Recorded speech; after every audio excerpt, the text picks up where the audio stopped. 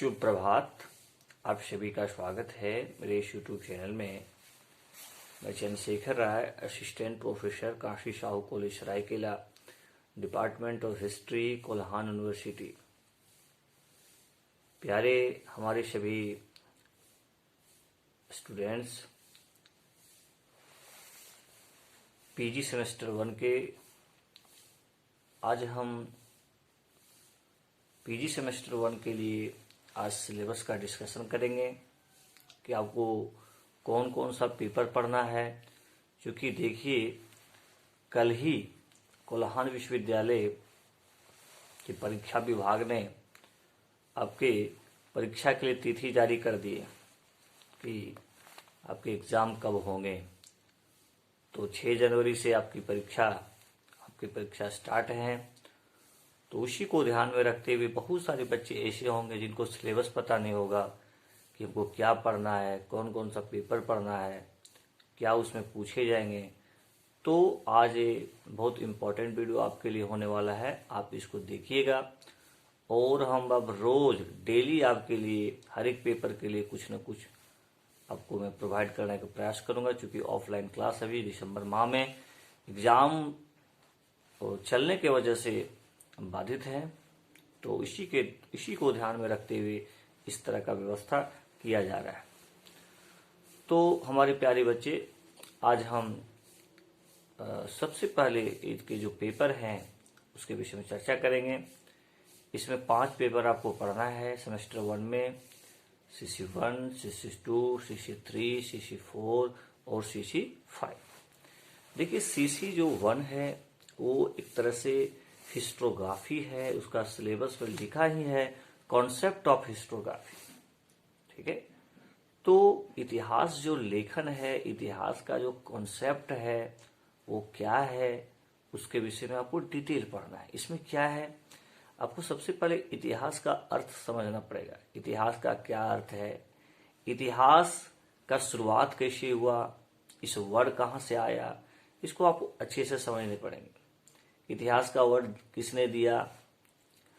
साथ ही साथ आपको इतिहास का, अब उसमें लिखा हुआ है इतिहास का अन्य विषयों के साथ संबंध क्या है, उसको भी आपको देखना पड़ेगा। जैसे इतिहास का पॉलिटिकल साइंस के साथ क्या संबंध है, राजनीतिक विज्ञान, इतिहास का भूगोल से क्या संबंध, उसमें मेंशन आप सिलेबस में देखिए लिखा हुआ है। इतिहास का इकोनॉमिक्स से क्या संबंध है। तो ये बहुत इंपॉर्टेंट टॉपिक है, इसको आपको पढ़ना पड़ेगा। प्यारे बच्चे, इसके बाद जो है आपको जानना पड़ेगा कि कुछ यहाँ पर क्या है कि सोर्सेज हैं। सोर्सेज मतलब होता है स्रोत। तो सोर्सेज में आपको प्राथमिक स्रोत और द्वितीय स्रोत, ये 2 स्रोत हैं जिसके विषय में हम चर्चा करेंगे। इसकी क्या इम्पोर्टेंस है किसी भी तरह का इतिहास लेखन में।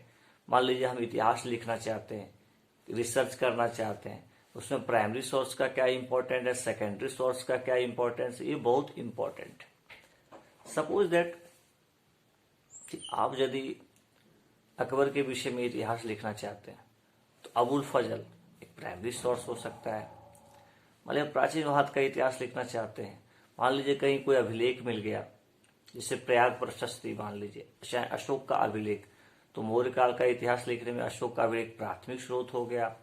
और प्राथमिक स्रोतों की सहायता से जो भी कुछ लिखा गया, मान लीजिए कोई राइटर आज के समय कोई किताब लिखता है किसी टॉपिक पर, तो वो secondary source, not primary source, क्योंकि उसको वो लिखने के लिए किसी स्रोतों का सहारा लिया है, प्राइमरी सोर्सों का सहारा लिया है, तब तो वो दूसरा चीज लिखा है। तो वो this is the secondary sources.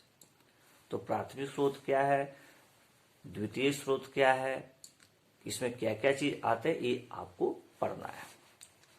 आगे जो महत्वपूर्ण टॉपिक है वो है इतिहास में वस्तुनिष्ठता, ऑब्जेक्टिविटी जिसको बोलते हैं। किसी भी चीज में क्या इतिहास में वस्तुनिष्ठता संभव है।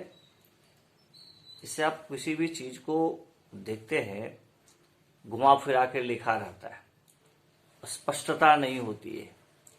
तो क्या इतिहास में वस्तुनिष्ठता हो सकता है क्या, वस्तुनिष्ठता का कितना इंपॉर्टेंस होता है, इतिहास लेखन में, तो उसके विषय में आपको पढ़ना है। साथ ही साथ प्यारे बच्चे, आपको पढ़ना है इतिहास लेखन में रोम का इतिहास लेखन, यूनान का इतिहास लेखन, जो उनका स्टाइल है, इसके विषय में आपको पढ़ना है। उसमें कुछ कुछ आपको राइटर के बारे में पढ़ने, जैसे यूनान का इतिहास लेखन जब आप पढ़िएगा तो आप हेरोडोटस के बारे में पढ़िएगा, थुसिडाइज के बारे में पढ़िएगा, है ना, पॉलिबियस के बारे में पढ़िए। तो ये सब आपको पढ़ना है इतिहास लेखन में। इसी प्रकार से आपको पढ़ना पड़ेगा, है ना। अब ये तो आपका हो गया यूनान का इतिहास। इसी प्रकार से रोम का इतिहास में आपको पढ़ना है। तो इम्पोर्टेंट ये बहुत इम्पोर्टेंट टॉपिक है, इसको आपको अच्छे से तैयार करने पड़ेंगे। ये निश्चित रूप से एक क्वेश्चन आपको एग्जाम में 100% पूछेगा ही, चाहे यूनान इतिहास लेखन हो, चाहे वो रोम इतिहास लेखन हो, आपको पूछेगा। यहाँ पर और क्या है कि भारतीय संदर्भ में भी लिखा हुआ है। जैसे ये तो हो गया ग्रीको रोम का इतिहास लेखन, यूनान का इतिहास, साथ ही साथ अरब इतिहास लेखन भी आपको मेडिएवल जो इतिहास लेखन हुआ उसके विषय में भी पढ़ना है। तो इसको भी आपको देखना पड़ेगा। साथ ही साथ आधुनिक इतिहास लेखन, जैसे साम्राज्यवादी इतिहास लेखन, राष्ट्रवादी इतिहास लेखन, मार्क्सवादी इतिहास लेखन। जैसे मान लीजिए कि आधुनिक भारत का इतिहास आप पढ़ते हैं, कोई एक यहाँ के लोग इतिहास लिखता है आपका भारत का इतिहास, तो वो राष्ट्रवादी इतिहास लेखन हो जाएगा। यदि वो अपने देश की महिमा मंडल करते हैं कि नहीं, अंग्रेज की बुराइयों को करते हैं, उनके जो है सो आर्थिक जो शोषण हुआ है उसका वो पर्दाफाश करते हैं, है ना, तो वो राष्ट्रीय इतिहास लेखन हो गया। जैसे मान लीजिए कि आधुनिक इतिहास कोई लिख रहा है, भारतीय स्वतंत्रता संग्राम लिख रहा है, लेकिन वो ब्रिटिश है और कहीं न कहीं वो पहले से ही अपने मानसिक में बड़ा बैठा लिया है कि मैं जो कर रहा हूँ वो अच्छा किया, अंग्रेज जो भी किया अच्छा किया, इसी के भला के लिए किया, तो वो अपना अप्रोच में इतिहास लिखेगा, अपना अंग्रेज की बड़ाई करेगा, तो वो हो गया साम्राज्यवादी इतिहास लेखन। ठीक है, तो इस तरह से आपको अच्छे से समझ के करना पड़ेगा। एक प्रकार का और इतिहास लेखन है मार्क्सवादी इतिहास लेखन। वो कोई भी इतिहास लेखन करते हैं तो वो इकोनॉमी को आधार बनाते हैं। जैसे भारत के इतिहास लेखन में भी जैसे बहुत सारे लोग मार्क्सवादी अप्रोच के हैं, विपिन चंद्रा ये मार्क्सवादी इतिहास लेखन के हैं। यानी वो किसी घटना को के पीछे इकोनॉमी को देखते हैं कि इकोनॉमी इसका क्या बैकग्राउंड रहा है। ठीक है, तो मार्क्सवादी इतिहास लेखन, राष्ट्रवादी इतिहास लेखन और साम्राज्यवादी इतिहास लेखन, ये बहुत इंपॉर्टेंट टॉपिक है। इसको आपको कर लेना है, इसको अच्छे से आपको पढ़ने की आवश्यकता है। एग्जाम में इस टॉपिक से प्रश्न पूछे जाएंगे ही। ठीक है, तो एक बार और इसको मैं रिवीजन कर दे रहा हूं। आपको सबसे पहले जो CC1 में जो आपको पढ़ना है वो आपका कंसेप्ट ऑफ हिस्टोग्राफी है, इतिहास लेखन है।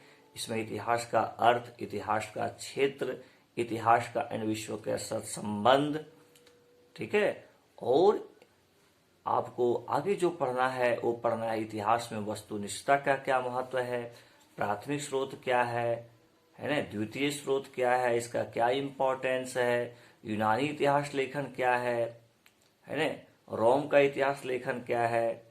साथ ही साथ आधुनिक भारत का इतिहास लेखन में आपको देखना राष्ट्रवादी इतिहास लेखन का अप्रोच, साम्राज्यवादी इतिहास लेखन का अप्रोच, मार्क्सवादी इतिहास लेखन का अप्रोच।